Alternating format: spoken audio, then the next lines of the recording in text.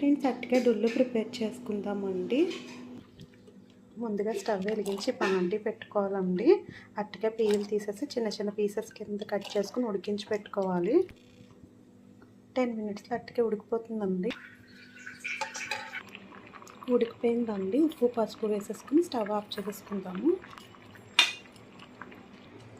బాగా మెత్తగా చిదిపేసుకోవాలండి. ఈ విధంగా మెత్తగా చేసేసుకోవాలండి. ఇంక తాలింపు పెట్టేసుకుందాము. తాలింపు అండి. తాలింపు పెట్టాక చల్లారాక స్టవ్ ఆఫ్ చేశాక నారింజ రసం వేసుకోవాలండి. 1 స్పూన్ ఆయిల్ సరిపోతుందండి.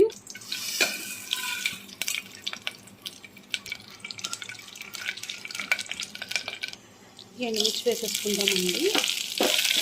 తాలింపు అంతా వేగిపోయింది. అరటికాయ డొల్లు రెడీ అయిపోయిందండి. చల్లారాక